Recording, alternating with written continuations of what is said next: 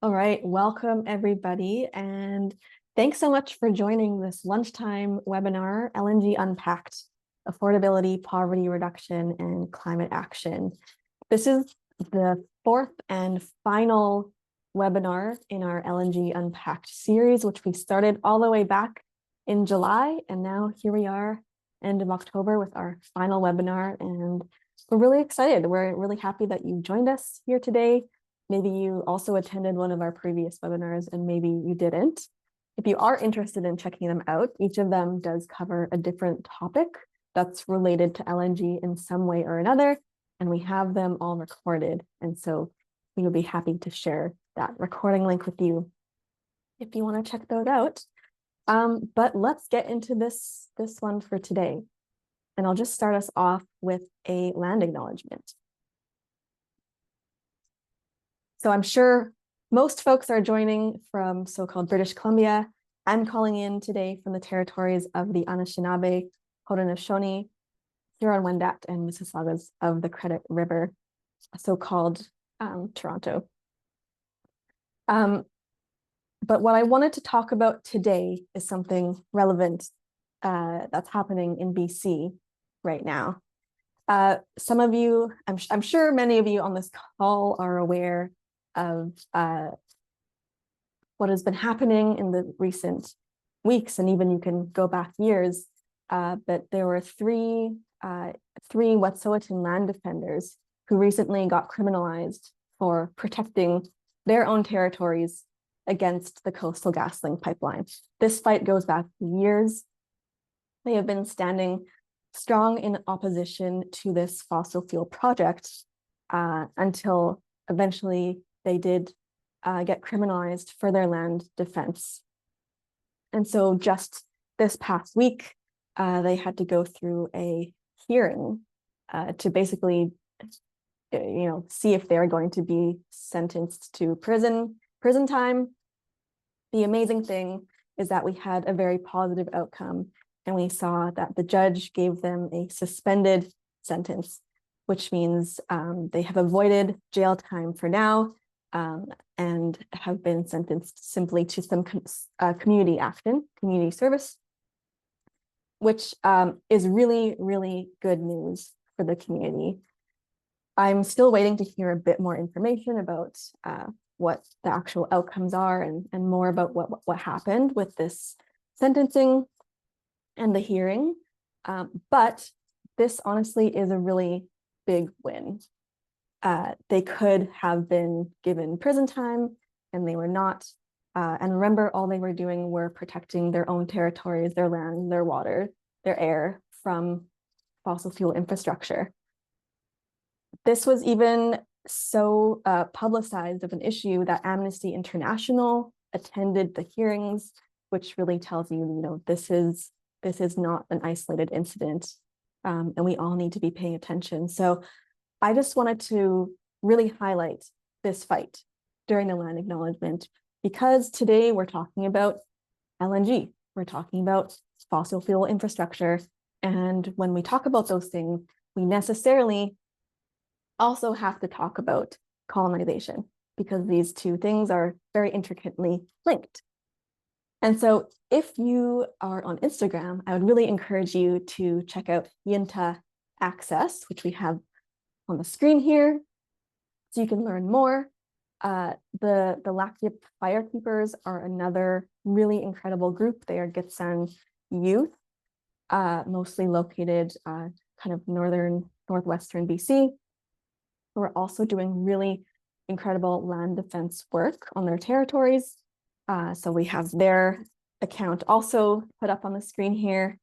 And if any of you here have not yet seen the film Yinta, I'm sure many have. If you have not, please go watch that. It's on Netflix and CBC Gem, and that really was filmed over 10 years, and it talks in detail about this Coastal GasLink fight. The final resource that I wanted to share is an article that was put out by Janelle Lapointe for the Truth and Reconciliation Day back in September, which is titled "Indigenous Priorities Are Just a Checkbox When It Comes to Economic Development." So to start us off today in a good way, I wanted to just update folks about this hearing and the positive outcome, and share some resources for you to check out on your own time later. So thank you for that.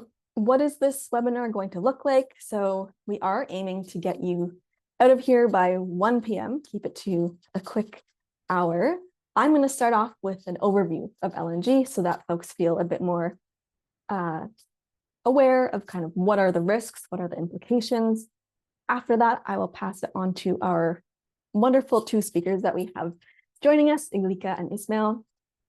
They're going to be bringing in a more detailed look at the affordability connection, poverty reduction, workers, impact on jobs and labor. After they have finished, we'll walk you through some next steps that you can take to continue this fight against LNG. And then I really hope that we'll have some time for questions and some closing thoughts from the speakers. And I should start by introducing myself. So my name is Emiko Newman. I'm the coordinator of the BC Climate Emergency Campaign. If you have not heard of us before, we are a coalition of organizations who have come together to push the BC government to take more ambitious climate action. We have 10 urgent actions that we've been putting to the BC government for a few years now. And we have over 620 groups across the province who have signed on in support of those 10 actions.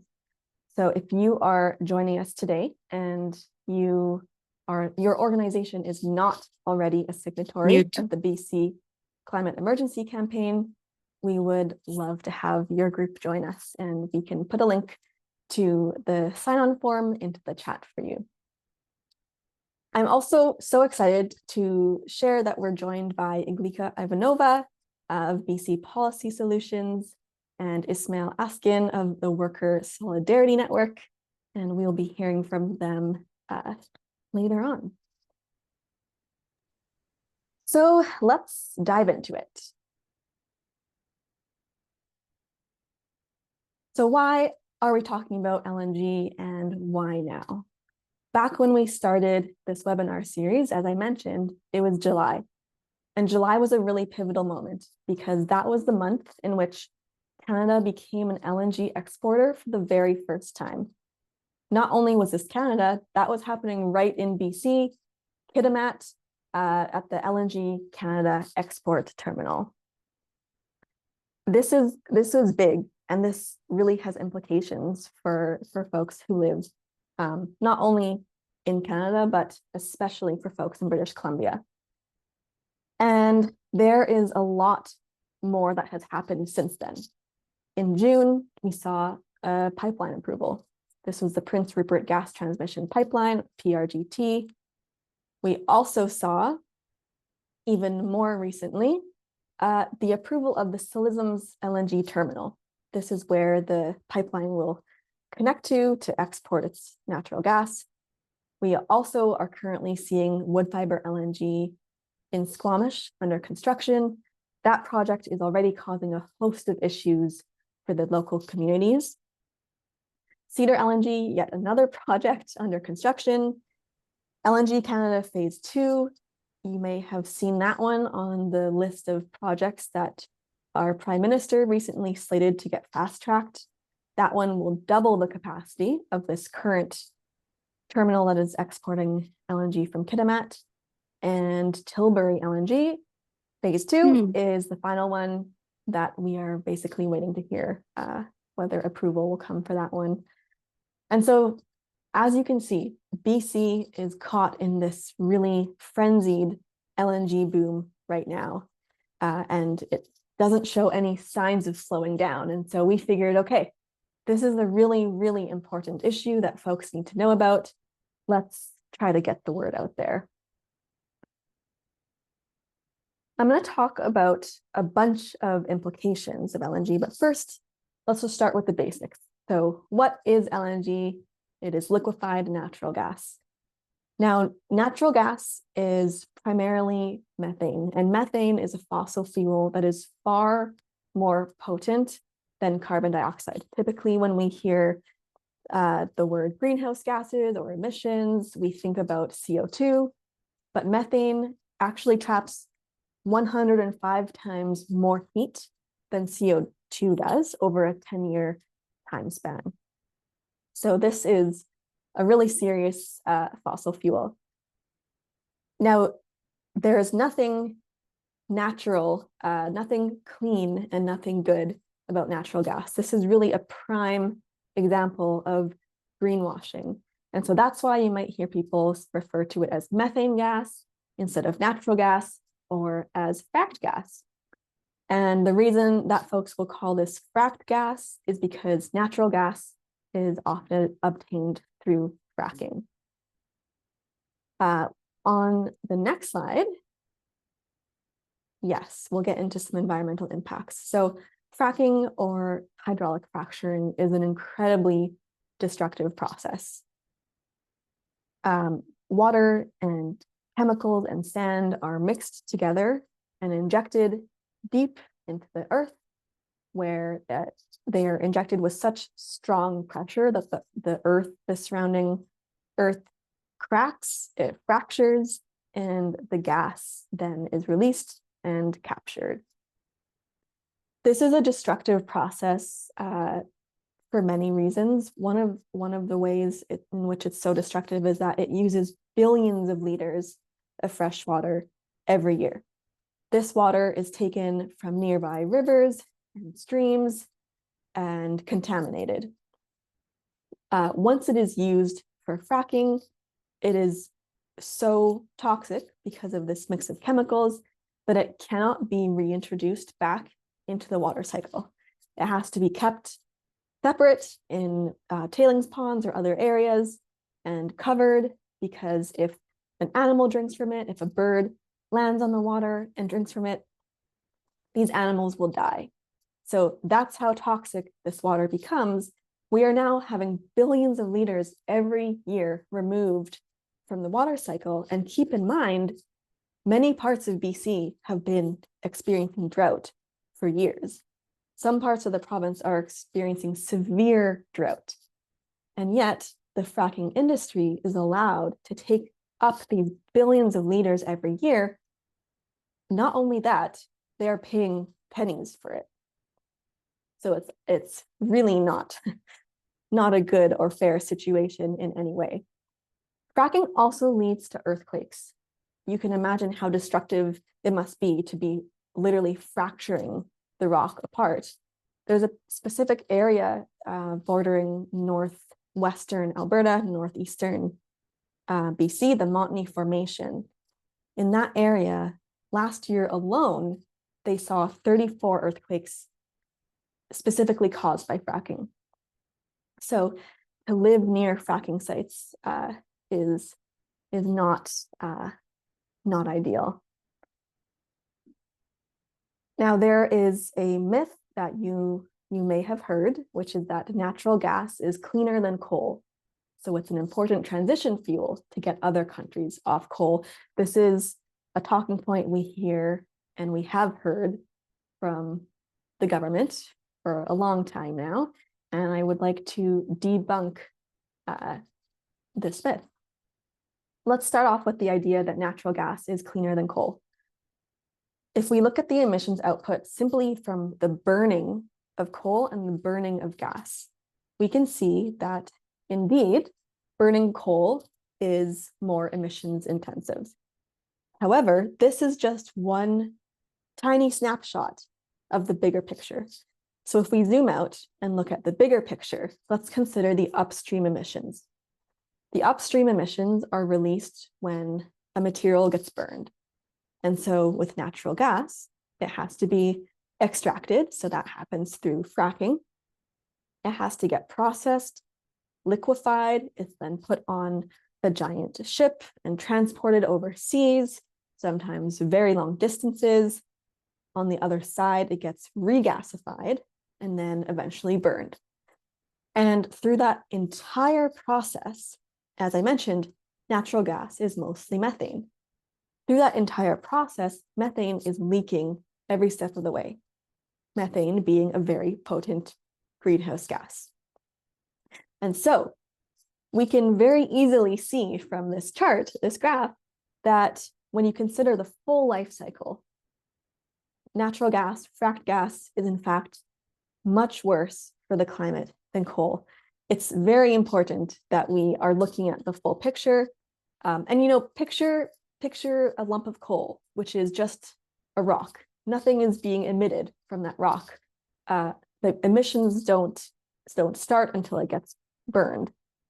Whereas with gas, you're finding methane leaks all over the place. The other thing I'll say quickly is that there is this idea that at least we need natural gas to displace coal overseas, but enough research is coming in now to tell us that this is not actually happening. So for example, BC LNG is not replacing coal in China and India. Instead, it's more likely to be crowding out renewable energy development. We do have a podcast episode that was recorded a few months ago that goes into more depth. I know I'm just kind of brushing past this really quickly, but if you want to hear more, we do have experts on that episode who delve into that. So those are some of the quick environmental impacts of fracked gas. But what about the health impacts? The health impacts are quite extensive. In fact, we held our last webinar was specifically about the health impacts of LNG, and we had on 3 experts to talk about that.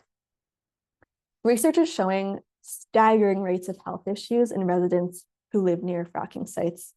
And honestly, we need a lot more research done, particularly in BC. But enough research has been done to show incredibly adverse health outcomes for folks who live near fracking sites. Not only is it, pollution, but it's also noise pollution as well. The LNG Canada terminal that just began operating in Kitimat is undergoing flaring.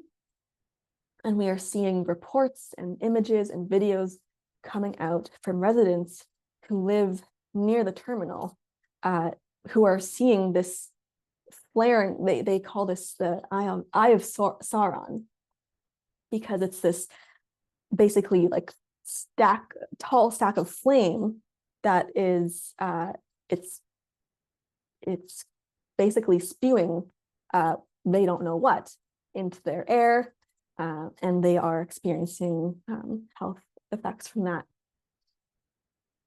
Now, natural gas is not only harmful for those who live near the fracking sites, but also for folks who burn gas indoors. And so the indoor air pollution can be quite severe. Gas stoves, for example, emit nitrogen dioxide, carbon monoxide, and benzene, which is carcinogenic. Even when gas stoves are turned off, they can still be emitting these things. And so if you know people who have gas stoves, that's where the educational aspect really comes into play, because a lot of people aren't aware of what their stoves are emitting. And that's particularly harmful for children.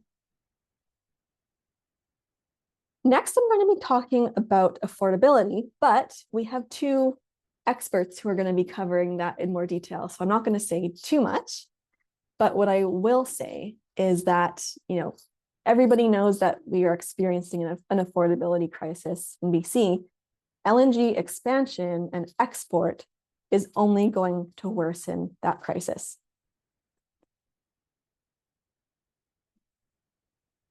Gas and electricity prices have already started to go up. Fortis customers saw an increase back in February. This is to pay for pipelines. But what we also have seen is that other countries, the United States, Australia, once they began exporting their natural gas, their domestic customers saw a huge hike in their gas prices.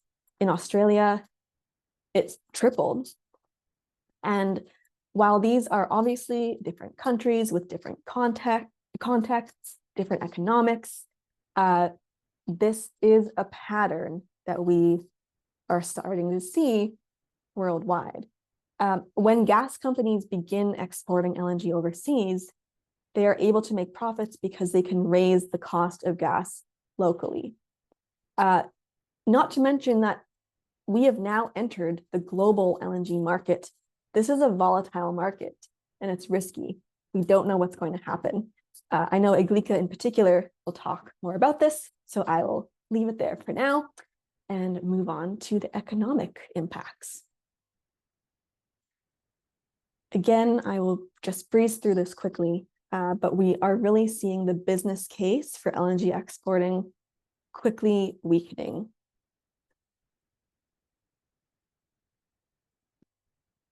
We're seeing projections of a massive glut, so a huge oversupply within this global LNG market.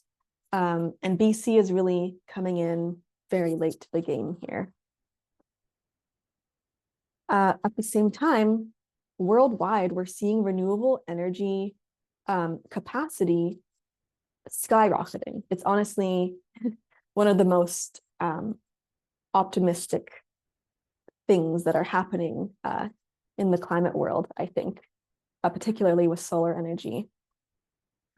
And so with renewable energy capacity worldwide going up and the business case for LNG going down, overall, we can see that there's really not a strong business case to be made for continuing to expand LNG in BC. Finally, I want to bring up something that folks may be less aware of, and that is the connection between BC LNG and MAGA billionaires in the US. So what a lot of people don't realize is that BC's LNG is being advanced by American investors. Not only are they American, but many of them have close ties to the Trump administration.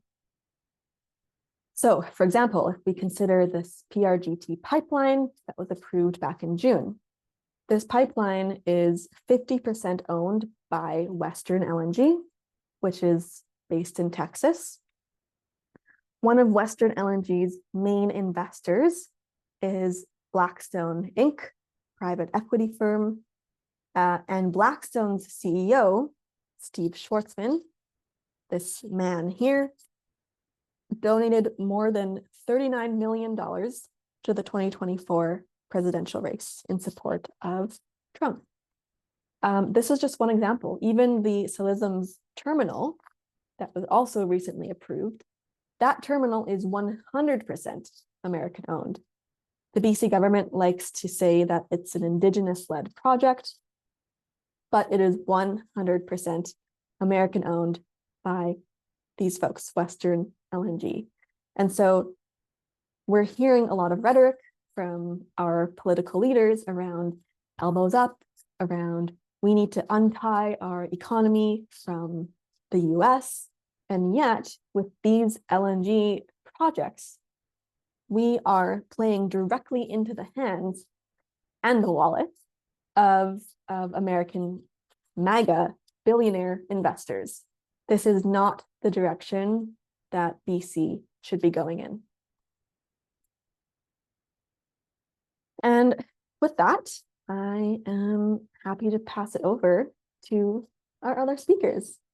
So first, we're going to hear from Iglika, who is the co-executive director of BC Policy Solutions. And I'll read out a bit of a bio for Iglika. Before working at BC Policy Solutions, she was the senior economist and public interest researcher with the BC office of the CCPA until its closure. Her work focuses on labor market trends, poverty reduction, living wages, precarious work, inequality, and public finance. Obviously, the perfect person to be speaking to this topic today. We're so happy to have you here, Iglika. Over to you. Thank you. for this introduction, Emiko, and thank you for inviting me to be part of this webinar. Let me see about sharing my screen so that you can see my presentation.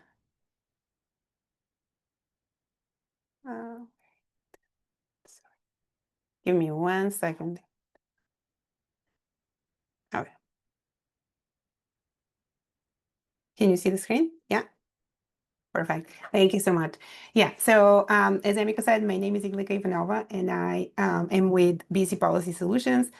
I am an economist by training and have spent the last almost 20 years working on public policy research and looking at the perspective of public interest. So from that perspective, I'm going to spend a few minutes talking a little bit about energy affordability and the economic risks that LNG development is bringing to British Columbia.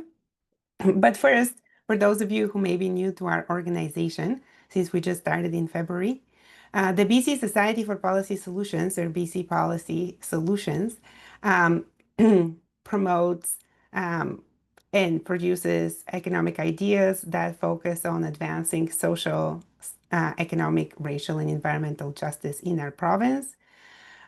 We work together with community partners from the labor movement and from grassroots organizations, other NGO sector partners to jointly develop solutions that are bold and that really move us forward in the direction that we need to do and meaningfully address the pressing problems that British Columbian families and communities are facing. You can see we work in various different areas, of which climate and energy policy is one. So as an economist, the first question I bring to this that I think we all should be asking is who really pays for LNG development in BC? And we hear a lot with the recent, start of export activity from LNG Canada. There's a lot's been written about how this is the biggest private sector investment in Canadian history, that really is the private sector who's paying. But is that really the case? Let's look at it a little more critically. This is a report that got released just recently, a month ago, by the International Institute for Sustainable Development, looking at the vast amounts of government support for this industry. And it's called provocatively launching a loss. And this goes back to something Emiko talked about, which is that while 10 years ago LNG may have seemed like a very profitable endeavor, right now the business case is getting weaker by the day. Essentially, all these countries in Asia that we were hoping to sell LNG to for long periods of time, they're all very rapidly working on their own energy security and on bringing renewables online so that they don't want to be buying LNG from us for long periods of time, if at all. So that's, the recent progress in renewable energy and the declines in costs of solar and other renewable energy in Asia, it really has undermined the business case for LNG. But while the business case is questionable, and we'll talk a little bit more about why we should care as the public and the government about this, let's talk about some of the most obvious downstream impacts on the public subsidies, and those are the upward pressure on electricity rates. So liquefying natural gas in order to export it is a very energy intensive process. Essentially, the gas needs to be cooled to very, very low temperatures, which requires a lot of energy. It's usually powered by burning gas, since these companies already have the gas, right? So they can burn some of it to liquefy the rest. But that pollutes a lot, right? It releases a lot of greenhouse gas emissions and really contributes to worsening climate change globally. Of course, you could electrify LNG facilities, and the provincial government is going in this direction. But electrifying them would require new transmission lines and potentially new electricity generation capacity from BC Hydro. If that is subsidized by BC Hydro, if that is paid for by BC Hydro rather than by those LNG facilities, then it's the other residential and business customers who can expect to see increases to their bills. We're already paying for the cost of building Site C, and this will just be the same pattern repeating. In fact, the David Eby was quoted just on Monday in an article in Narwhal saying pretty much that. He said, when you have a major investment like Site C that creates efficient capacity across the system, the cost is shared by all ratepayers. This will continue to be the case going forward. So as we pay for transmission lines, as we support the electrification of LNG facilities, you can expect to see your household bill increase, and other businesses and industries that are not related to LNG can expect to see their electricity rates increase. Natural gas prices are also anticipated to increase. Emiko talked quite a bit about that, but I just wanted to point out this article from CTV News referencing a report Deloitte released recently on the LNG pricing, the state of pricing of LNG. And so Deloitte found that, we still have a lot of oversupply, and the prices are still very low, but the ability to export to Asia with LNG Canada coming online, excuse me, will help. And help here means will increase natural gas prices, because that is the purpose of investing in these LNG facilities. The purpose is to be able to take the gas, which is cheap here, and export it to places where it is expensive, like Asia. And in the process, it connects the pricing, the local natural gas prices that people are paying who are using natural gas for heating here in BC, it connects those to the global market. And as the prices increase for these gas companies, the prices will increase domestically as well. They have no interest in selling to domestic consumers at lower prices that they can sell internationally. So I think, a big reason for investing in these facilities from the perspective of the natural gas companies is that it will cause prices to go up both domestically and internationally.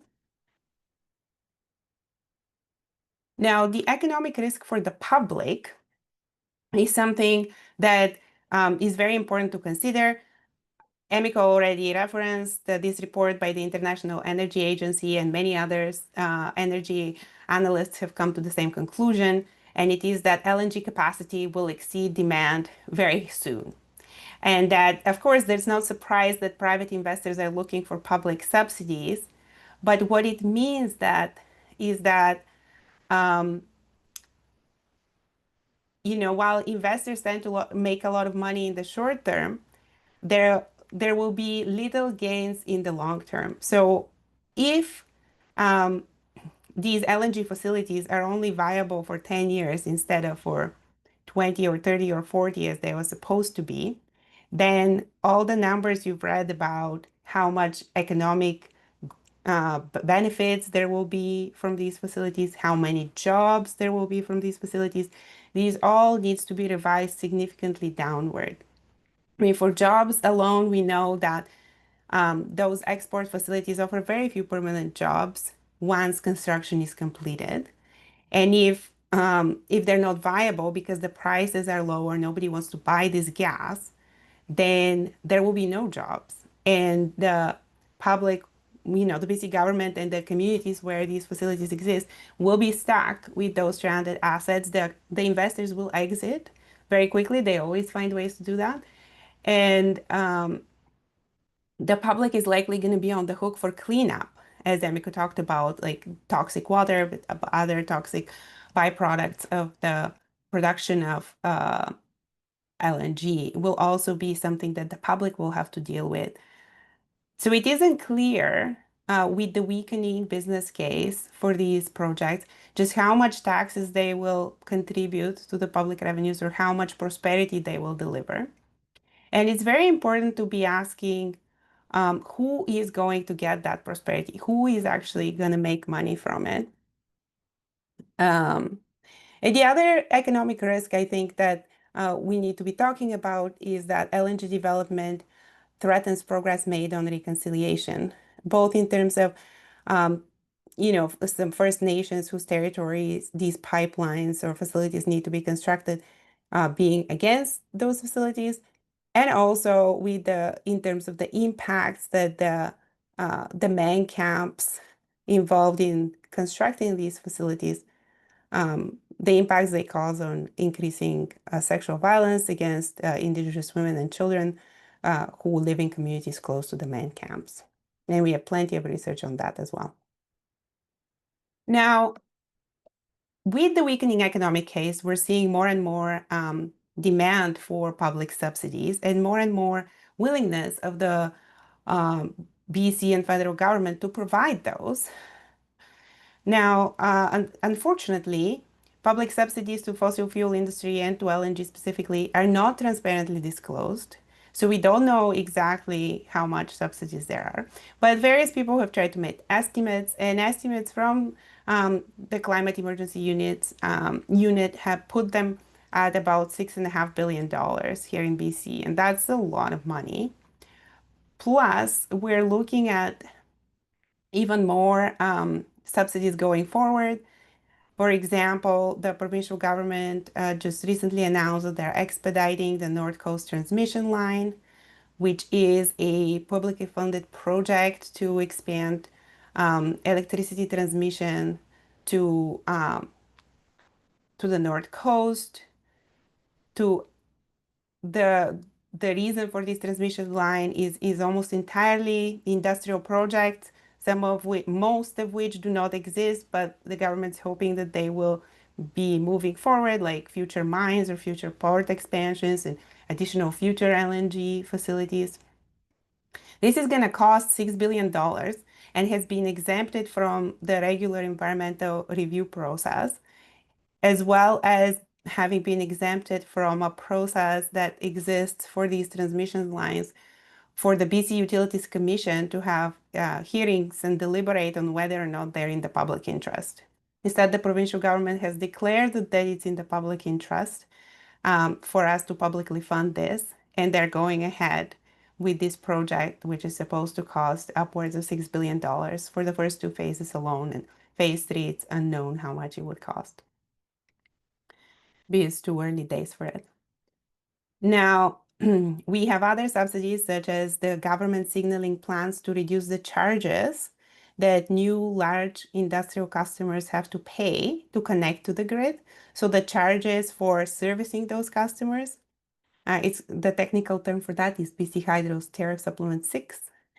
So this is planned to be either entirely scrapped or modified significantly so that these new LNG facilities don't have to face costs for connecting to the grid, or certainly not the full cost of connecting to the grid. And very recently, the BC government also contributed $200 million towards new transmission infrastructure to electrify Cedar LNG.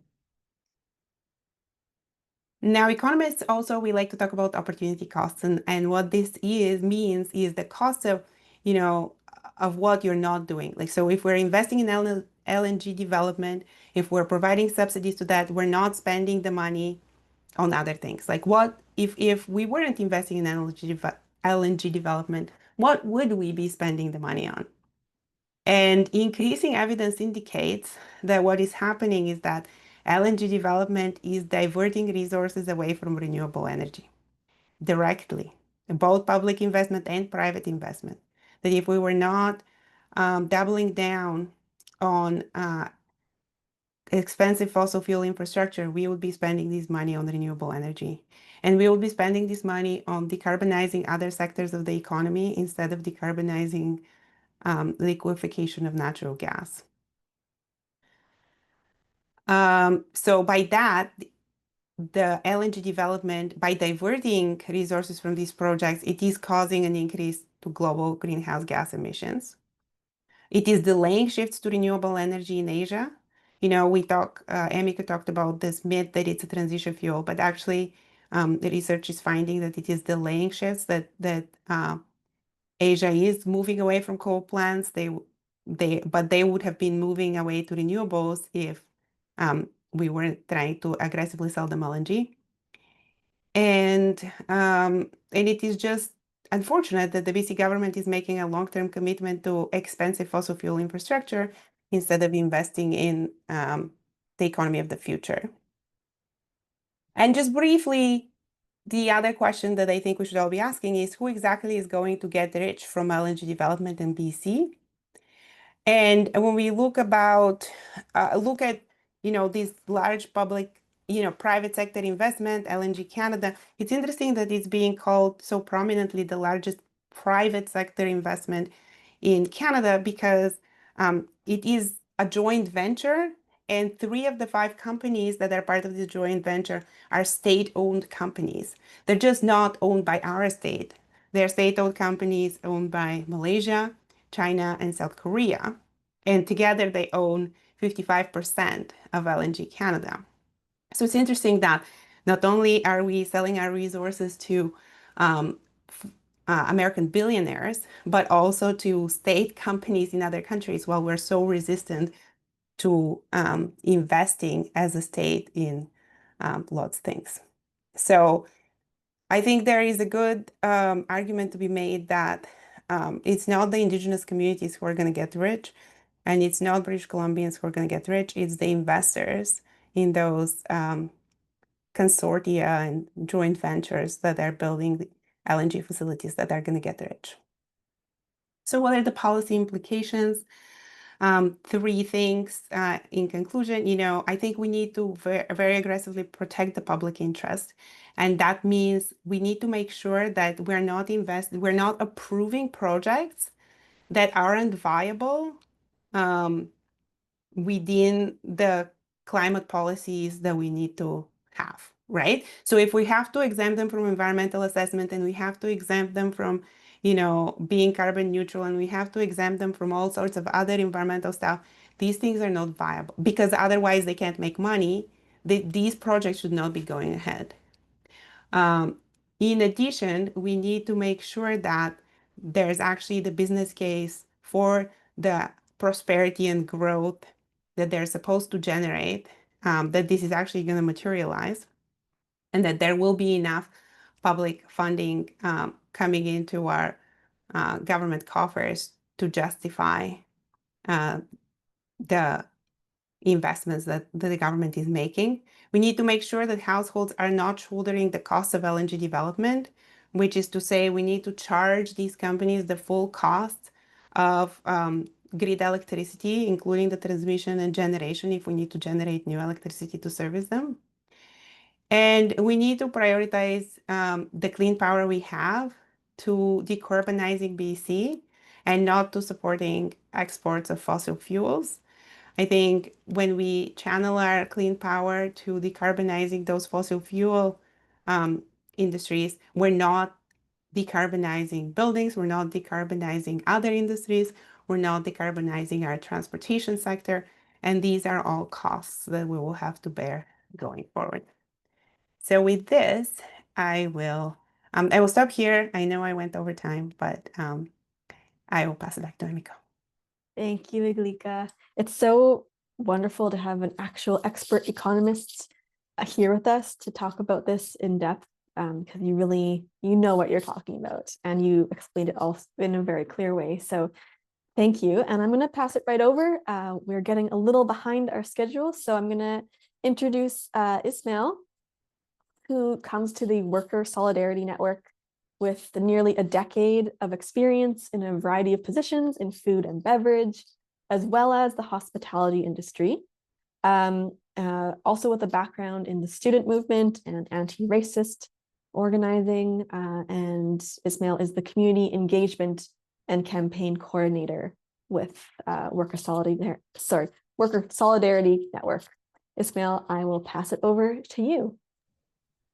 Thank you so much, Emiko, and also Iglika for that wonderful, wonderful presentation. Truly a challenge to come after you. So well spoken.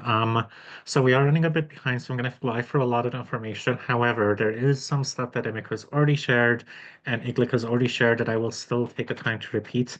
And I already see a lot of people have also shared some of this information in chat, but I do believe it is extremely important for all of us to keep in mind. But before any of that, who am I? Who is WSN? Well, you heard my name is Ismail, and the Worker Solidarity Network is a nonprofit organization composed of workers that are advocating for better rights for all of us individually and collectively via our campaign work, educational work, so workshops, materials, as well as direct advocacy. We never charge for any of our services, and we have a full range of support. So if there's actually anyone here who themselves is a worker or has someone they know who's facing any struggles at work, we support all non-unionized workers, regardless of immigration status or whatnot. So I'll have Emma Mary share our website later with our complaint form, and feel free to fill out that form if you need any support in your workplace. Some of our legal advocates will get in touch and try and if it's information you're looking for, that's what we'll provide. On if it's more than that, you need support for complaint process, we can do that. So that's just a little bit about us. And through this work, we've been at the front lines of supporting precarious and marginalized workers. And over the last few years, we've seen the impacts of the climate crisis and affordability crisis on frontline workers. And we've seen how deeply connected climate and affordability is. So I'll say it again later, but I'm saying it now. The BC government has a sort of pretense where LNG is completely disconnected from all these other issues, where, yeah, we're fracking over here, but we're spending some money on other climate stuff, or at least acknowledging the climate crisis is a thing over here, and that makes it fine. And we cannot separate these issues. And what workers are experiencing is deeply tied to the consequences of fracking. So a few years ago, we had a brilliant, brilliant researcher, which I'm so, so joyful to see here in this call today, Jen Kostachuk, who wrote us a report called "Can't Stand the Heat, Get Out of the Kitchen: The Impact of Extreme Heat on Health on Frontline Workers in BC." And this report was entirely about trying to understand the context and conditions that workers were facing during events of tied to the climate crisis, heat domes, wildfires. And I'll sprinkle in some of the stories we've collected as we go through this, but to sort of set the groundwork, some of the stories that stuck is we had a restaurant patio server sharing how after a round of hot double shifts days at both jobs they fainted in their evening shift due to heat stroke. That day, for the two restaurants they worked at, three servers threw up multiple times due to heat stroke, and another two blacked out. A line cook fainted. It was miserable. Another one shared about how their coworker had to put their head in the fridge every 10 minutes or sit down and have someone bring them ice and water. And that thank goodness it wasn't busy during that time, because if they were busy, they were absolutely going to be expected to push themselves beyond their limits, and how all this productivity is coming at the cost of their health. Another worker who shared about how, and I'm just gonna quote her verbatim. One day it was just so hot I couldn't rationalize why I was still at work. It was so insanely busy and so much was going around, like the forest fires, the heat itself, and feeling like there's nothing that I could do while I was working. All I could think of was climbing over the counter and pushing my way out of the restaurant and getting the hell out of there. But I couldn't, because it's like, how am I going to pay rent? Or what am I going to do? If I just go to another kitchen, it's going to be the same thing. So just a feeling of get me the heck out of here, but being stuck just felt so detrimental, and like I was here against my will. Um, and these are workers, again, in the front lines of the affordability crisis, that are paying the cost of fracking, paying the cost of expansion of LNG. And I don't think any of these workers would be any happier knowing that it's okay, because the climate crisis that is driving these conditions is helping a few American corporations make a ton of money. I certainly don't feel any better about that. And I myself in the restaurant service have also seen chefs faint due to extreme heat and come back the next day despite needing to be home due to heat sickness, because they can't pay rent. Their bills are already too high.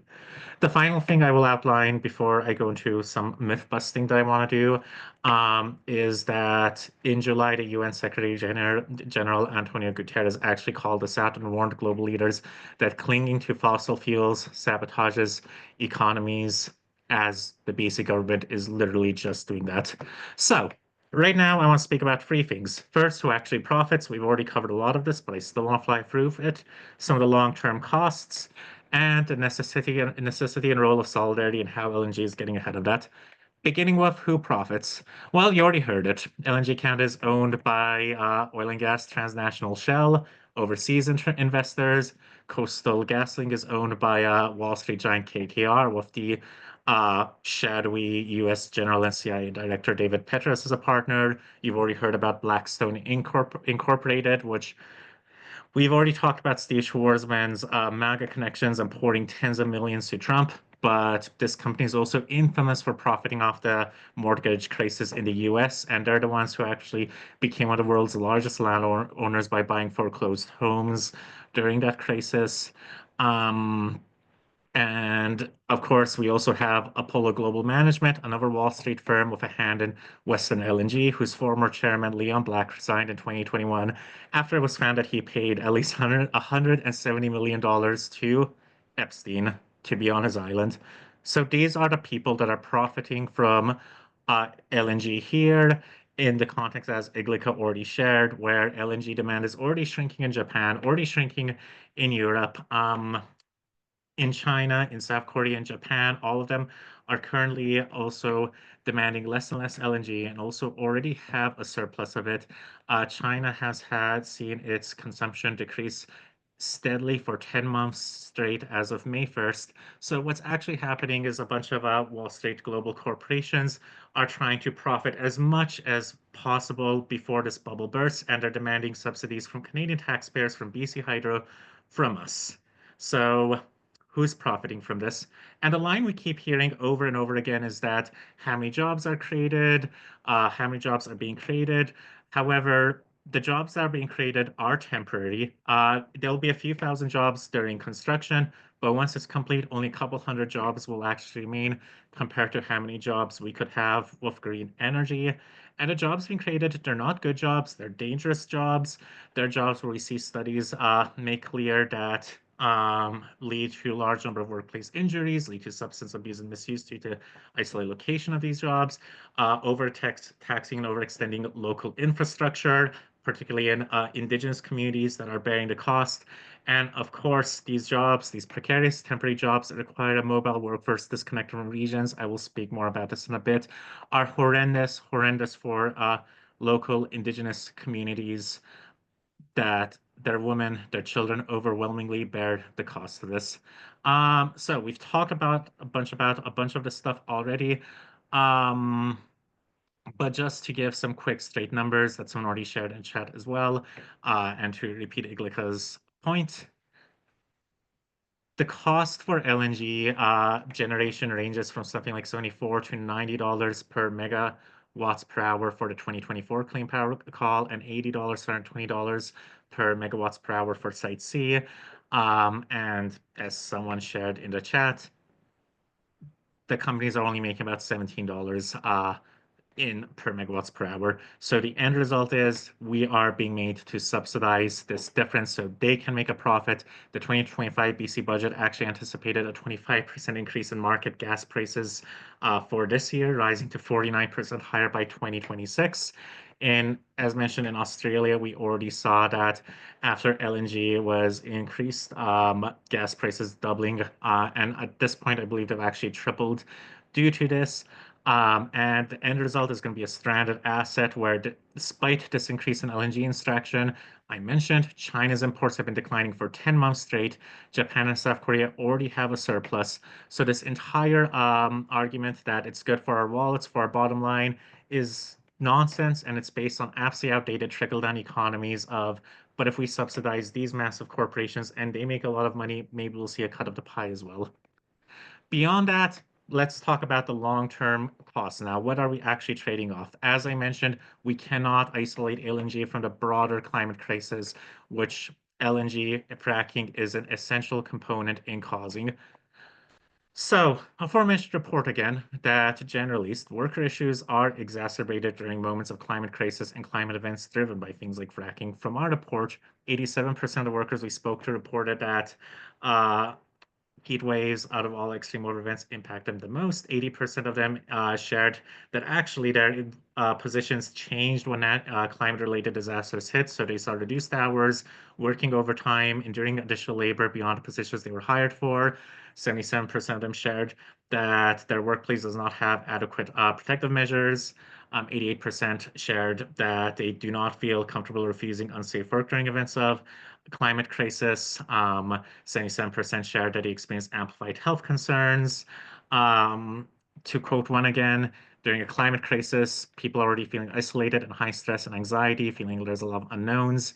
And then in their workplace, when there are no concrete solutions to support and they're not making enough to pay rent, this further exacerbates their feelings of helplessness and hopelessness. The payment is not that good. They're paid a minimum salary. The paycheck is always small. Oftentimes, they haven't even signed a contract going into the food industry. So this is the actual cost of LNG that workers are bearing the brunt of. On the flip side, how much has BC spent on fighting things like wildfires due to the climate crisis or rebuilding towns such as Lytton burned down?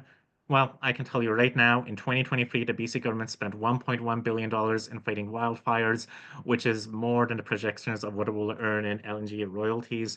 So the just sheer absurdity of this is while workers' homes and workplaces are burning, we're being told that the pipelines causing this burning, that causing these things, are what is going to be good for our economy when we're spending all the money we'd make on them on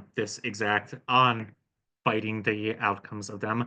So LNG expansion is benefiting American corporations, costing us, regular people, in higher costs, higher domestic energy costs, overextending local infrastructures, and raising massive, massive climate costs, of course. Now, I'm technically over time, but I want to really, really quickly speak on one last point, and that is the solidarity piece because of just how critical I believe it is. Um, but I think we can all acknowledge that we're in a moment of decay for global capitalism and that we need to confront global problems with global solidarity, just like LNG is not disconnected from the on-the-ground experience of workers impacted by the climate crisis.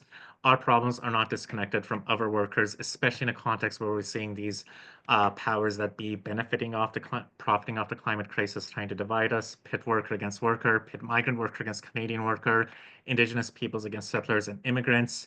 And I want to remind again that we have more in common with regular workers in Korea, in China, in America than we do with the billionaires. We have a chance to build a global movement to resist the interconnected mess that is capitalism. And I've already shared how these pipelines don't actually benefit us, but exporting energy that profits American and Korean billionaires also doesn't benefit the Korean workers we're exporting this to. We talked about how Xili assumes that pipeline is American owned, but to build the terminal in Korea that will receive it, it's partnering with Samsung, which is notorious for brutal union busting, horrific working conditions in South Korea. And beyond that, we're also in a moment of settler colonial genocide intensifying again. And just the same, they're seeing this as a moment where they can pit Indigenous peoples against Canadian settlers and immigrants. And a big, big tool of this has been these man camps that cause massive, massive problems in Indigenous communities.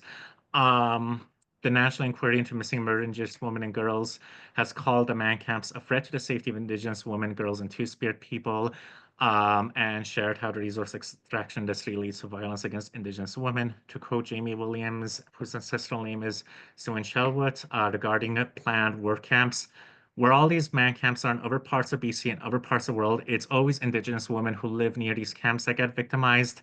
And she makes it clear that this isn't about vilifying individual workers, but rather the culture of systemic racism that permeates the camps and the companies that do nothing to prevent the violence.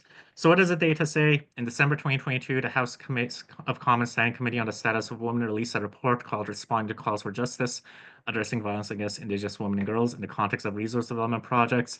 And echoing other reports from years ago, like the 2017 study done by the Firelight Group, concludes that a model of the temporary industrial camp requires a mobile workforce that's disconnected from the region that reinforces and creates historical patterns of violence against Indigenous women.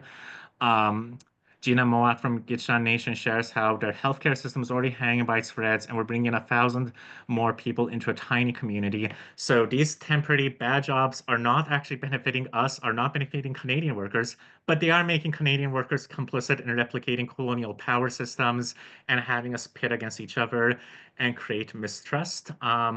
There's a lot more I can say about this. I have a full over page of notes, but we promised to let you all in a tiny moment. So all I'm going to say now is that these man camps and LNG is pitting us against each other. It's pitting Indigenous communities against other workers, and it's also ultimately pitting Indigenous communities against each other with a sort of framing of the communities that support the resource development are good Indians, while portraying resistant groups as the bad ones, with division undermining Indigenous governance and collective power. And the people who benefit and profit from this are American corporations and billionaires, and we need global solidarity in this moment. I don't know if anyone's seen this, but I think it's important to note that we are already seeing the entire nation state of Tuvalu has come up with a plan to evacuate its entire population, as it's going to lose its entire land to the climate crisis. And that's why we need global solidarity in this moment of increased fracking and not being divided and being told some of these workers matter less than us. So apologies for going over, but I will leave it there and pass it back to Emiko. Thank you, Ismail. Thank you so much. And I especially appreciate you making the linkages at the end there between all of these different interconnected issues that we're facing. Oh, a big applause just showed up somehow. If folks have a few extra minutes, I just want to run through some action items and next steps you can take if you feel riled up and angry after listening to these presentations today, which I hope you do feel a bit of anger in a good way. If you feel very angry and you feel like you want to get on the ground and be a part of a bigger community that's taking direct action against LNG, there is a website that Mari will put into the chat that will link you to Dogwood BC, where you can sign up to get involved with actions. As I mentioned at the beginning, if your organization is not a signatory of the BC Climate Emergency Campaign, that is a way that you can get direct access to what the campaign is working on. You'll be added to our newsletter, and if you want to get even further involved, there are ways to do that too. But the first step will be to sign on as a signatory. One of the most impactful things that you can possibly do is to meet with your MLA, because cabinet ministers are the ones making very critical decisions, many of whom, some of whom have direct decision-making power over LNG infrastructure. And it's very important that our elected leaders know that their constituents care about these issues and that we're paying attention and that we're watching what they do. They need to be hearing from us. And so if that is something that you are willing to do, but you have never done before and you feel like you need some support, please reach out and we are happy to meet with you one-on-one. We can do a little training for you. We can help you every step of the way. So please do reach out if that feels like something that's possible for you. If you want to learn more about LNG, because the list goes on and on in terms of what there is to know, we do have some extra resources. Again, Mari will put those in the chat, and I'll be sending all of this via email as well.